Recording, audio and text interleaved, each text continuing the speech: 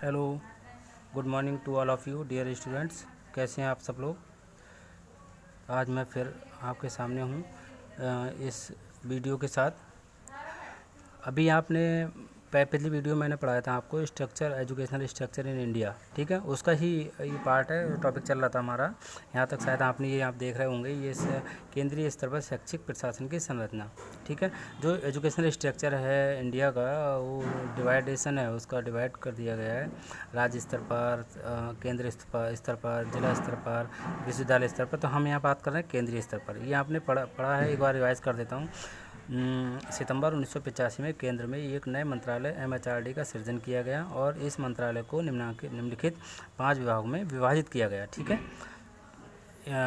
Department of education, department of culture, department of arts, department of youth affairs and sports, department of women and child care, यानी number 1।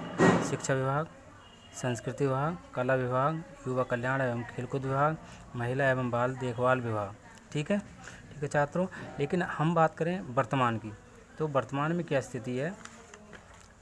यह है structure of educational administration of the centre in current. वर्तमान में केंद्रीय स्तर पर शैक्षिक प्रशासन की संरचना, ठीक है। वर्तमान में केंद्रीय स्तर पर जो शैक्षिक प्रशासन है उनको 3 भागों में विभाजित कर दिया गया है। 3 लेवल हैं उसके, 3 स्तर हैं। नंबर 1 मंत्रालय, ये मंत्रालय मतलब MHRD, मानव संसाधन विकास मंत्रालय, ठीक है। दूसरा है आपका शिक्षा सचिवालय, ठीक। और तीसरा है 3rd नंबर पे शैक्षिक ब्यूरो। अगर हम इसकी बात करें तो इसका छात्रों क्या कार्य है, इसका मुख्य अधिकारी कौन होता है। इसका जो मुख्य अधिकारी होता है मानव संसाधन मंत्री। इस मंत्रालय के प्रमुख अधिकारी होते हैं, ठीक है। इस विभाग के राज्य शिक्षा मंत्री, शिक्षा विभाग के शैक्षिक प्रशासन के मुख्य अधिकारी होते हैं। मंत्रालय का जो मुख्य कार्य होता है इस मंत्रालय का, वो शिक्षा संबंधी नीतियों का निर्माण करना होता है, ठीक है। जो जैसे पॉलिसी वगैरह बनती है, education policy, national education policy, कोई प्रोग्राम, इस तरीके से कोई पॉलिसी तैयार होती है, वो इस मंत्रालय का कार्य है, ठीक है। अगर हम बात करें शिक्षा सचिवालय की, तो शिक्षा सचिवालय के जो कार्य होता है इसका बात करें, इसमें शिक्षा सचिव इस सचिवालय के मुख्य अधिकारी होते हैं। इनके अधीन अतिरिक्त सचिव, उप सचिव और सहायक सचिव होते हैं। सचिवालय का मुख्य कार्य शिक्षा नीति को कार्यान्वयन करना होता है, ठीक है। शिक्षा सचिवालय के जो कार्य होता है वो इसका मुख्य कार्य होता है नीति का, जो जैसे इसके द्वारा जो बनाई हुई नीति होती है, पॉलिसी होती है, उनको क्रियान्वित करना, ठीक है। नेक्स्ट है, हम बात करते हैं शैक्षिक ब्यूरो। शैक्षिक ब्यूरो की अगर हम बात करें तो शिक्षा विभाग का जो प्रशासन है निम्नलिखित विभागों में, जो शैक्षिक प्रशासन है उसको कई विभागों में विभाजित कर दिया गया है। यहाँ पर ये आप देख रहे होंगे। नंबर 1 DPEP, ठीक है। DPEP यानी कि डिस्ट्रिक्ट प्राइमरी एजुकेशन प्रोग्राम, जिला प्राथमिक शिक्षा कार्यक्रम। ये जिला प्राथमिक शिक्षा कार्यक्रम जो होते हैं वो सेंट्रल गवर्नमेंट के ही द्वारा संचालित किए जाते हैं, ठीक है। वर्तमान समय में अगर हम बात करें तो संपूर्ण भारत में ये संचालित नहीं है। 18 से 20 राज्यों में लगभग ये संचालित हैं। इसके अंतर्गत जो खर्चा होता है, धन जो खर्च किया जाता है वो 85% 85% केंद्र सरकार के द्वारा किया जाता है और बाकी का जो 15% है वो संबंधित राज्य सरकार करती है, स्टेट गवर्नमेंट करती है, ठीक है। हम बात करें दूसरा प्रारंभिक शिक्षा एवं युवा अध्ययन। जो प्रारंभिक शिक्षा है, प्राइमरी एजुकेशन एवं युवाओं से संबंधित जो अध्ययन है, उससे संबंधित जो पॉलिसी वगैरह जो भी कुछ बनता है, प्रोग्राम ऑर्गेनाइज किए जाते हैं, वो इस डिपार्टमेंट के अंतर्गत आते हैं। नेक्स्ट है प्रौढ़ शिक्षा तथा राष्ट्रीय साक्षरता अभियान। इस राष्ट्रीय साक्षरता अभियान के बारे में आपने सुना होगा, अच्छे से पढ़ा भी होगा शायद, ठीक है। तो ये जो है कोई भी साक्षरता अभियान से संबंधित कोई भी जो प्रोग्राम चलाए जाते हैं वो NLM, ठीक है, इसके अंतर्गत आते हैं। नेशनल लर्निंग मिशन यानी adult education and national learning mission NLM, ठीक है। नेक्स्ट है योजना प्लानिंग, यानी कोई भी प्लानिंग की जाती है एजुकेशन संबंधित, वो इस योजना प्लानिंग वाले विभाग से संबंधित होती है, इसके अंतर्गत की जाती है। नेक्स्ट है विश्वविद्यालय एवं उच्च शिक्षा यानी university higher education, university and higher education, विश्वविद्यालय शिक्षा से संबंधित जो भी कार्य होता है, कुछ भी है, जो भी है, सब इसके अंतर्गत, इस विभाग के अंतर्गत आता है। ठीक है, यहाँ हम बात कर रहे हैं नेक्स्ट माध्यमिक शिक्षा एवं प्रबंधन, सेकेंडरी एजुकेशन। इसके बारे में आप जानते होंगे, सेकेंडरी एजुकेशन एंड मैनेजमेंट, यानी माध्यमिक शिक्षा से संबंधित या मैनेजमेंट से संबंधित जो भी कार्य होता है वो इस विभाग के अंतर्गत आता है। पुस्तक संवर्धन, छात्रवृत्ति, यानी टेक्स्ट वगैरह या पुस्तक से जैसे सिलेबस वगैरह चेंज होता है, कहते हैं कोर्स चेंज हो गया, ठीक है, या कोई वो सब इसकी जिम्मेदारी होती है। नेक्स्ट है भाषाएं। भाषाओं की अगर हम बात करें, लैंग्वेज की अगर बात करें, तो आप जानते हैं कि हमारा जो देश है विभिन्न प्रकार की भाषाओं का देश है, विभिन्न प्रकार की कई प्रकार की भाषाएं बोली जाती हैं। तो यहाँ पर एक समस्या आती है कि अगर हम देश में एक ही भाषा का प्रयोग किया जाए तो अन्य राज्यों में तरह तरह जहाँ अलग अलग भाषाओं का प्रयोग किया जाता है तो वहाँ प्रॉब्लम आती है, ठीक है, समस्याएँ आती हैं।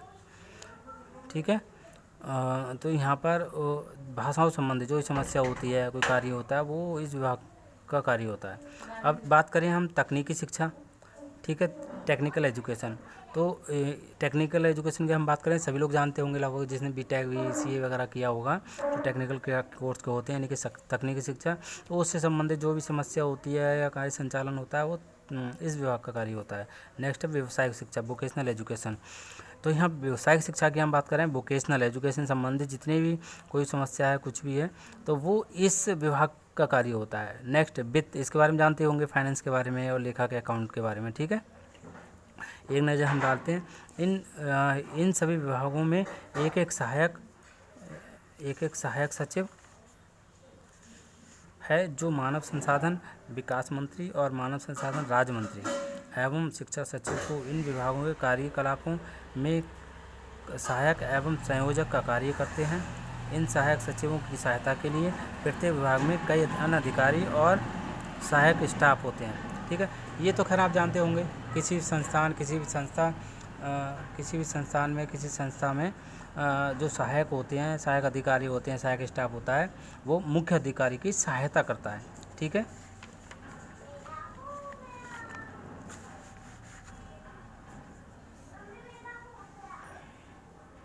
यह बात करते हैं हम ये जो है, ये आप देख रहे होंगे, ठीक है, ये सारा जो लिख रखा है मैंने, ये बॉडी है, एक तरीके से अपेक्स बॉडी है जो सरकार की सहायता करती हैं।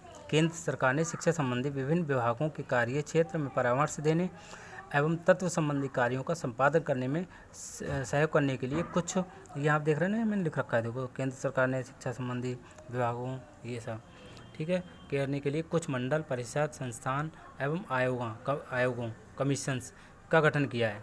ठीक है, उनमें से कुछ मुख्य है ये, इसमें आप देख रहे होंगे, मैंने हाईलाइट कर रखा है, ये CAB, कैप, AIC, NIA, ठीक है, इनको आप लोग नोट डाउन कर लीजिएगा।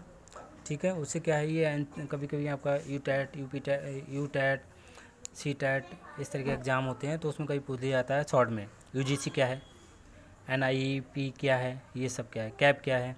तो ये हम 1 बाय 1, हालांकि इसके बारे में विस्तार पूर्वक मैं आपको बताऊंगा सारा, कैप क्या है इसके बारे में आपके सिलेबस में भी दे रखा है, UGC क्या है, NCT क्या है, NCERT क्या है, CDH क्या है, इसके बारे में अभी इन बॉडीज़ के बारे में आपको बता देता हूँ ये क्या है। केंद्रीय शिक्षा सलाहकार board, central advisory board of education. ठीक है, इसका जो कार्य होता है, ये आप देखो पढ़ के पता लग रहा होगा, शिक्षा सलाहकार बोर्ड, ये गवर्नमेंट को पॉलिसीज बनाने में सहायता करती है, एकदम एक तरीके से एडवाइस करती है, सलाह देती, ये शिक्षा संबंधी नीतियों एवं कार्यों में सरकार को सलाह देता है ये बोर्ड। नेक्स्ट है अखिल भारतीय प्रारंभिक शिक्षा परिषद, ये ना अखिल भारतीय प्रारंभिक शिक्षा परिषद, all India council of elementary education. ठीक है, इसका जो कार्य होता है, ये प्राथमिक शिक्षा संबंधी नीति एवं कार्यक्रम तैयार करती है। ठीक है छात्रों, नेक्स्ट है राष्ट्रीय प्रौढ़ शिक्षा संस्थान, NIAE, national institute of adult education. ठीक है, ये इसका जो कार्य है, राष्ट्रीय प्रौढ़ शिक्षा संस्थान, ये प्रौढ़ शिक्षा संबंधी नीति एवं कार्यक्रमों का निर्माण करता है और प्रौढ़ शिक्षा संबंधी समस्याओं का समाधान करता है। नेक्स्ट है राष्ट्रीय शैक्षिक योजना एवं प्रशासन, ये एवं प्रशासन संस्थान, ठीक है।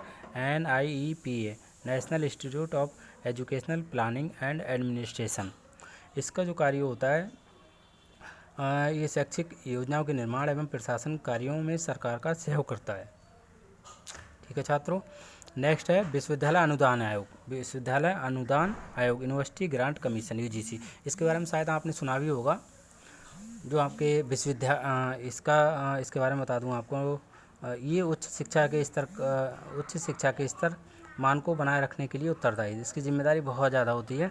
ये जो विश्वविद्यालय डिग्री यूनिवर्सिटीज़ होती हैं उनको मान्यता देना, यूनिवर्सिटी के लिए जो नई कोई गाइडलाइन लाना, गाइडलाइन रिसर्च से संबंधित बहुत सारी चीज़ों की जिम्मेदारी होती है इसके ऊपर NCT का। इसका मुख्यालय दिल्ली में है, दिल्ली में। इसके बारे में डिटेल में आपको बताऊँगा, ठीक है। नेक्स्ट है राष्ट्रीय ग्रामीण उच्च शिक्षा परिषद, राष्ट्रीय ग्रामीण उच्च शिक्षा परिषद, ये है ना, national rural higher education council, NRHEC। इसके बारे में आपको बताता हूँ ये क्या है इसका कार्य। ये ग्रामीण उच्च शिक्षा के स्वरूप निर्धारण एवं संचालन कार्यों को देखती है।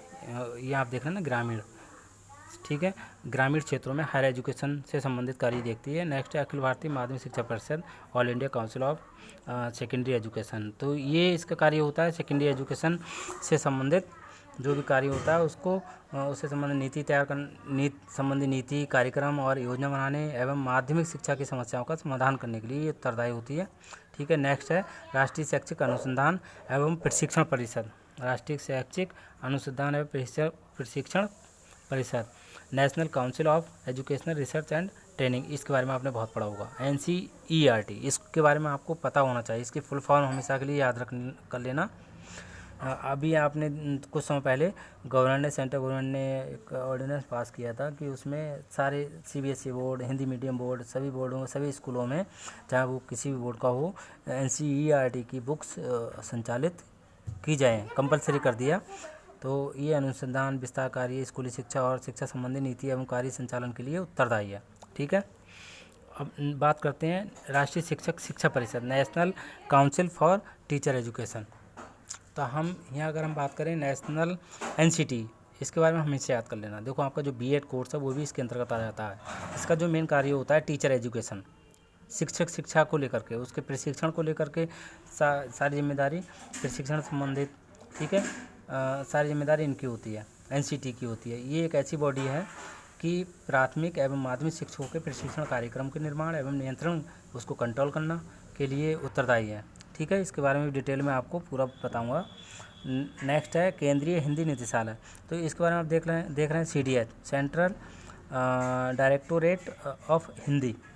तो इसका जो कार्य होता है, ये निदेशालय राष्ट्रभाषा हिंदी के स्वरूप निर्धारण एवं उसके प्रचार का कार्य करता है, ठीक है। नेक्स्ट है अखिल भारतीय तकनीकी शिक्षा परिषद, all India council for technical education, AICT।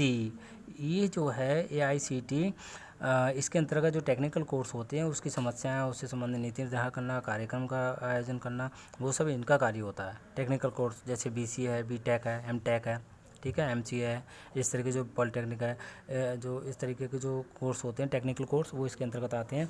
Next है राष्ट्रीय स्त्री शिक्षा परिषद, national council of women education, NCWE, ठीक है। इसका कार्य यहाँ आप देख रहे होंगे, स्त्री शिक्षा से संबंधित जो भी कार्य है, कोई समस्या है, उसका समाधान इस विभाग के अंतर्गत किया जाता है, इस बॉडी के अंतर्गत किया जाता है, इसकी जिम्मेदारी होती है और ये सहायता करती है गवर्नमेंट का।